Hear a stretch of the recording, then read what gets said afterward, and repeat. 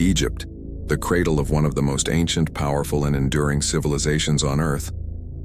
In this breathtaking aerial journey, we soar over its legendary landscapes, gaining exclusive access to some of the world's most iconic historical sites.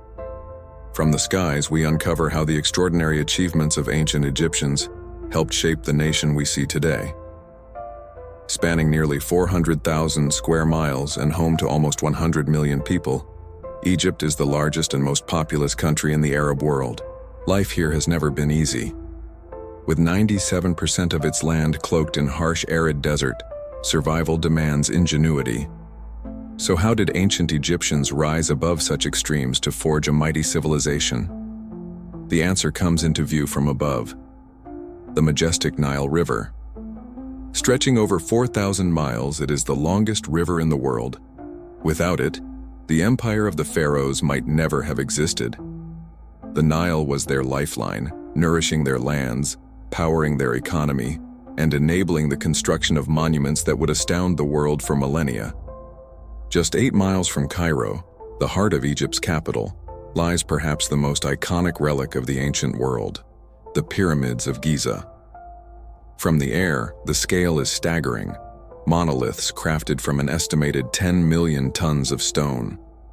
Towering above them all is the Great Pyramid of Khufu, built over 4,500 years ago from more than 2 million limestone blocks, each weighing more than a modern vehicle. Constructed as a tomb for Pharaoh Khufu, the Great Pyramid is the only one of the 7 wonders of the ancient world still standing. At 480 feet tall, it held the title of the tallest man-made structure on Earth for over 3,500 years. American archaeologist Mark Lehner has devoted over 4 decades of his life to studying these marvels. From the very first sight of Khufu's Great Pyramid, I was captivated. The Giza pyramids have been my life's work. Who built them? How did they do it? What did their world look like? While millions visit Giza to admire the pyramid's grandeur, it is the remnants of simpler structures nearby that reveal their deeper secrets. To build on such a monumental scale, the ancients needed a massive support system. Aerial imagery reveals a once thriving city at the base of the plateau. This lost city, sometimes called the Workers' Village, covered roughly 13 hectares. Archaeologists have uncovered bakeries, workshops, grain silos, and homes. It's believed as many as 20,000 laborers lived and worked here, carving and hauling the 5.7 million tons of stone used to construct the Great Pyramid. Nearby stands the Pyramid of Khafra, with a mystery of its own. Its summit retains the smooth limestone casing that once covered the entire structure, evidence that the Great Pyramid once gleamed with polished white stone, blindingly bright under the Egyptian sun. That limestone came from Tura, 8 miles away, across the Nile. But how did the ancients transport such massive materials across desert and water? Mark Lehner believes he's found the answer. In front of a nearby temple lies a basin, once part of a vast harbor and canal system fed by Nile floodwaters. This ancient hydraulic network allowed workers to ferry stone closer to the construction site. The pyramid builders used the Nile's annual 7-meter flood as a natural lift, bringing heavy blocks as near to the plateau as possible. It's what you don't see today that's most impressive. The Nile wasn't just vital for construction. It fed the people too, just as it does today. In southern Egypt, on the island of Elephantine, a tradition lives on. At dawn, father and son Yusuf and Karim Muhammad prepare for their daily fishing trip. "My family has lived on the Nile for over a century," says Yusuf. "My father and grandfather were both fishermen. They taught me, and now I'm passing it down to my son." Yusuf and Karim are part of the Nubian community, descendants of some of the earliest settlers along the Nile, dating back over 7,000 years. For the Nubians, the river is life itself. Even as modern development, like the construction of the Aswan Dam, displaced many from their ancestral lands, the bond endures. To Yusuf, teaching his son to fish is about more than tradition. It's about survival, identity, and honoring a connection to the Nile that stretches across generations. The Nubian way knows the big fish are in deep water on the other side of the river to get there. Father and son must cross a mile of choppy and congested waters in their tiny rowboat, all the while dodging ferries and fast sailed Fuka. A collision here would spell disaster. Nubian fisherman Yusuf and his 6-year-old son Karim must cross one of the most congested points on the Nile. Their livelihood depends on catching the bigger fish in the deeper water with perfect timing. Yusuf drives the boat through the gaps in the traffic safely on the other side. 6-year-old Karim must keep the rowboat steady against the strong current. His father uses an ancient technique to maximize his catch when you hit the water once or twice.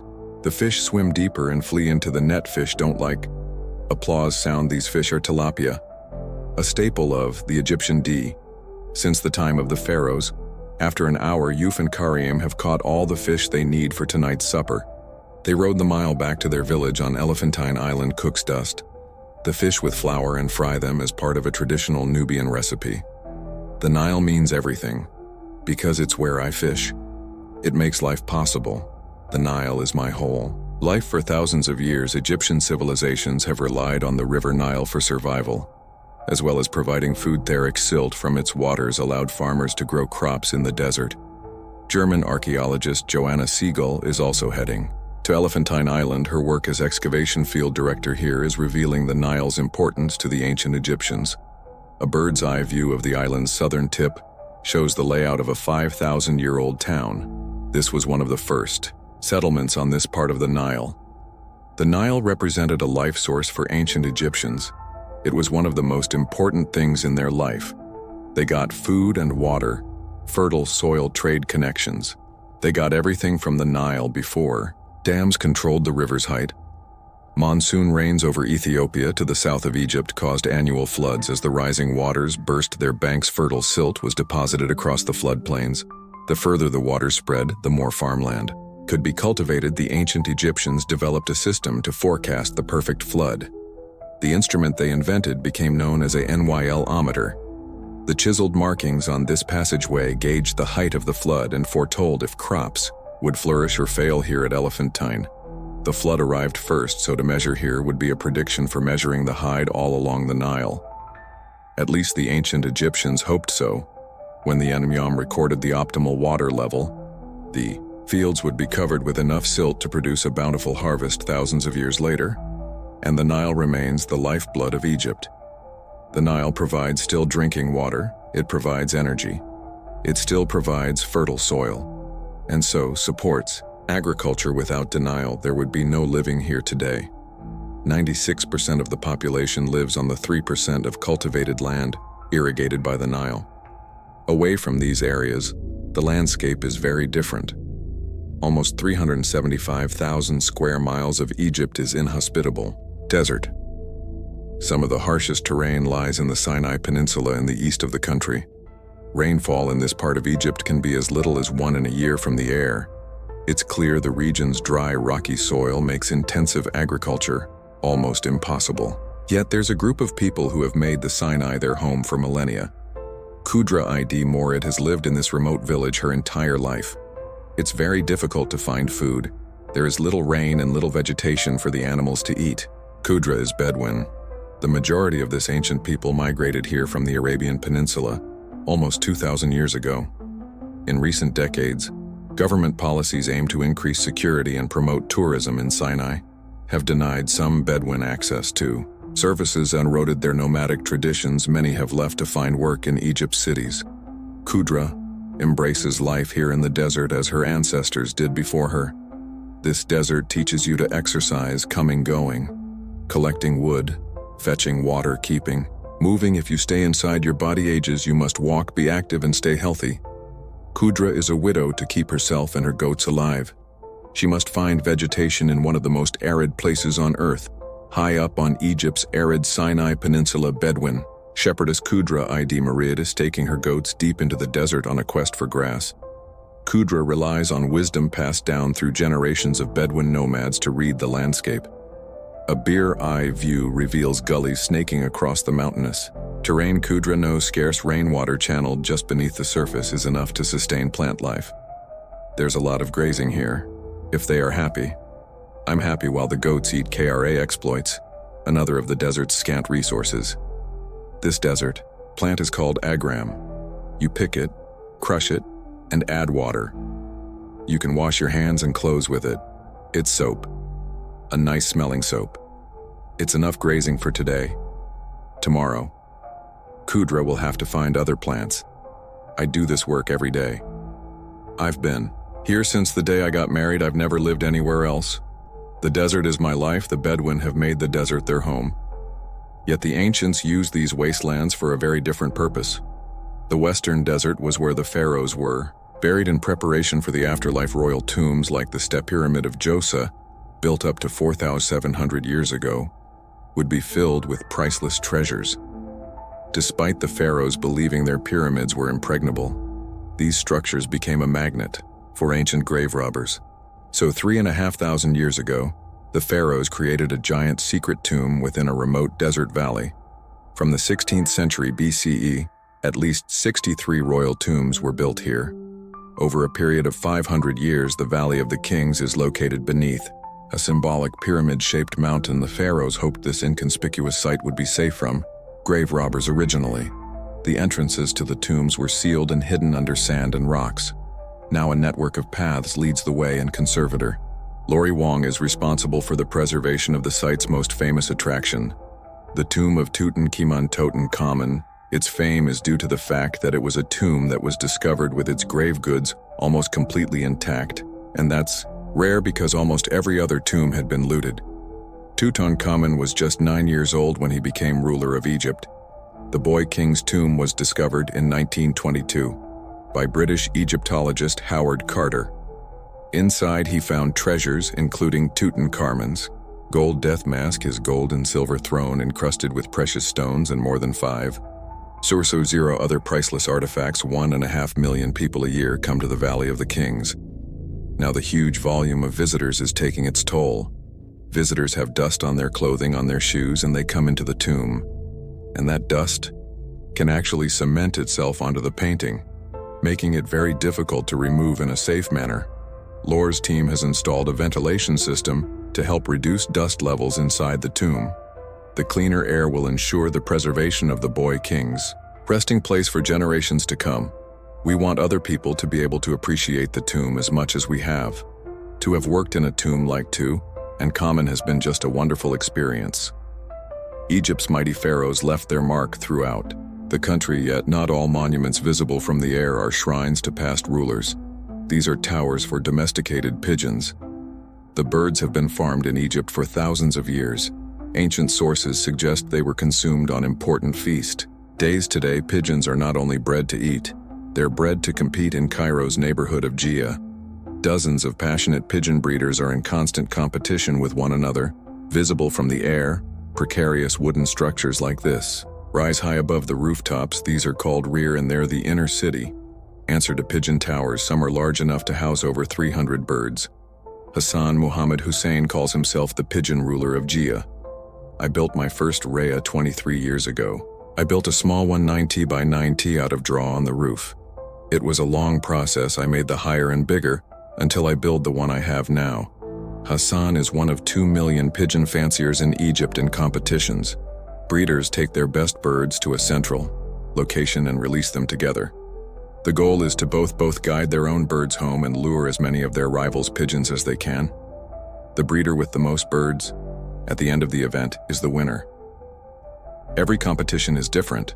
Like a football match, catching pigeons is the equivalent of scoring goals. Hassan meets his opponent here in the middle of Old Cairo. He must win today if he wants to retain his title, pigeon ruler of Gallia, in the historic heart of Cairo. Hassan Muhammad Hussein is taking on rival Kudo Adam in a pigeon race across the capital. Both competitors are ready to release their birds. 40 pigeons climb high above Cairo in just a few minutes. They'll be within range of their coups. Both competitors must try and guide home all their pigeons and as many of their rivals as possible. Whoever captures the most birds wins. Soon after arriving back at his tower, Hassan spots the pigeons. I'm going to call them in and raise a flag to see which are the competitors. Pigeons. Hassan waves and whistles to entice them to his coop as the pigeons land. He reads their tags to check who they belong to. All Hassan's pigeons have returned home. His competitor Kuto Adam hasn't lured any away. I think that black one is one of K's birds, but Hassan has with another victory to his name. Hassan retains his title until the next contest. I'm so happy, I'm so pleased that I won. The Egyptians' relationship with pigeons is just one legacy from the time of the pharaohs. The ancient ruler, vast monuments stand testament to their immense power. These were no ordinary kings. They proclaimed themselves gods, and they expected their subjects to worship them even after they died. Nowhere is this more visible than on the west bank of the Nile, across the river from Law over 2,000 years. Pharaohs built Mori temples here to commemorate their reigns, and as centers for their eternal veneration. Their true scale only becomes evident from the air. It's dawn, and setting a course for the Mori temples is Baha Ahmed, an experienced hot air balloon pilot. Baha flies at first light when there is cool, and wind currents are most predictable. Knowing wind patterns here is critical, because the temples are located directly beneath jagged mountains. The biggest challenge flying balloons is the wind shear and turbulence close to the mountains. So we take that into consideration and try to keep far away, so there is no danger to the balloon or the passengers. As Baha tracks a course away from the mountains, he guides his balloon towards Egypt's most famous Mori structure. The Temple of Hatshepsut is carved into the side of a mountain. It was built by one of Egypt's very few female pharaohs to gain acceptance as ruler. She ordered her temple to be bigger and grander than those of all the male pharaohs before her. This temple is one of the most beautiful things to see from the balloon. Looking at the design of this temple, it is more than I can describe from the balloon. It looks very beautiful. As the air warms up, Baha must now negotiate the potentially treacherous winds to visit a shrine to the greatest pharaoh ever to rule Egypt. Above the west bank of Luxor, Baha Ahmed's balloon approaches a 50,000 sqft temple complex dedicated to Egypt's greatest pharaoh. This is the Ramum, the Mori temple of Egypt's most prolific monument builder, Ramses II, constructed in the 13th century BCE and covering the area of 47 tennis courts. In its day, it was one of the largest Mori temples in Egypt. It took 20 years to complete. Beautiful. This is amazing. Look at this. RS is a second within the Ram. Mumlai, the fallen remains of a giant statue of Rames himself. Originally, it would have risen to the height of a 6-story building and weighed around 1.0 tons. It reminded everyone he was more than a man, he was a god. As the desert monuments give way to lush farmland below, it's time for Baraha to find a field to touch down. When the balloon goes up, you don't know where you are going to land, and it's a challenge to land somewhere safe for the passengers flying balloons. Every day is a new day. The pharaohs may have declared themselves gods, but their powers were not eternal. After ruling Egypt for 3,000 years, they were conquered by the Romans. In time, belief in their many pagan gods gave way to one Christian god. Almost 10 million Christians live in Egypt today. One of their most important sites is Mount Sinai. According to the Bible, this mountain was where God appeared as a burning bush and where Moses received the 10 Commandments. In the 6th century CE, Roman Emperor Justinian ordered a place of worship to be built, marking this most sacred of sites. The result was St. Catherine's Monastery, the oldest continuously inhabited monastery in the world. Resident monk Father Makaros left his home in Denver, Colorado to live and work here. Historically, there are very few places in the world today that reflect the life of the empire, which created this monastery. Nowhere else in the world can anybody find or see an institution like this. The centerpiece of St. Catherine's Monastery is the Great Basilica. This is where daily prayers have been held for 100 years today. Father Macarius must make sure that everything is ready for the morning service. There has been an uninterrupted succession of prayers here since the mid-6th century. No one in the world can claim that anywhere except here life. Here means following strict rules and turning your back on modern company efforts to live in the wilderness. With the chapel now ready, the monks can commence 8 hours of daily prayers in a monastery that is uniquely connected to their faith. Moses came here. God himself came to be able to be here, and looking at the face of this mountain from here, say to yourself, this is really important. I need to be here for this. Preserving thousands of years of history has made Egypt the country it is today. Beside the Giza pyramids, it's a race against time to fill a new $1 billion museum with the country's greatest treasures. That means transporting fragile and priceless artifacts across one of the world's most congested cities in Egypt's capital. Cairo plans are underway to bring thousands of years of history under one roof for more than a century. The world's largest collection of ancient Egyptian treasures has been housed in Cairo here at the Egyptian Museum. It's the home of the world-famous relics from the tomb of Tutankhamun today.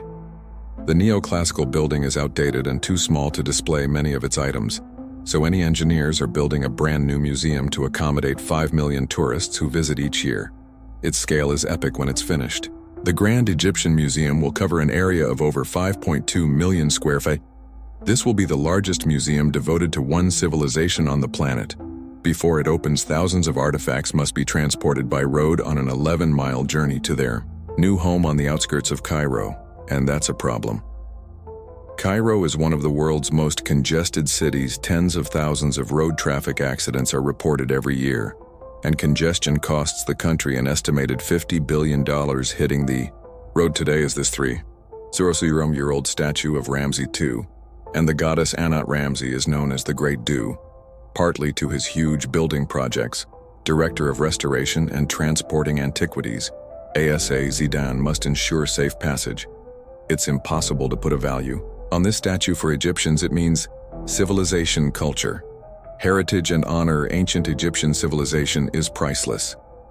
ASA's team painstakingly wraps the monument in a protective material before its journey.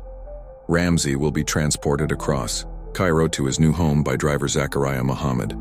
I feel proud to be transporting such important pieces.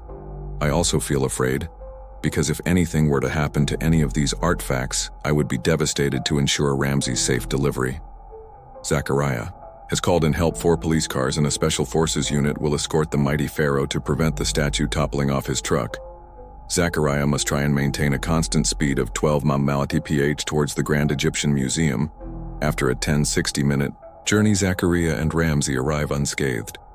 I always feel nervous while driving. I feel especially stressed carrying something of such value to Egyptians when I arrive at the Grand Egyptian Museum. I feel relieved that it has got here safely. The statue will soon be unpacked and installed on the new museum's grand staircase. I will feel extremely proud to see the Grand Egyptian Museum finally open, and visitors coming to see all the antiquities that we have transported so carefully. I hope we have done something that will be remembered. Flying over Egypt, our bird's-eye view reveals how this proud nation continues to embrace its unique past from the air. It's clear how the ancients stamped their mark across this harsh and inhospitable landscape, and how some lifestyles here have barely changed for thousands of years in this land of the pharaohs. The ancient and modern continue to live side by side,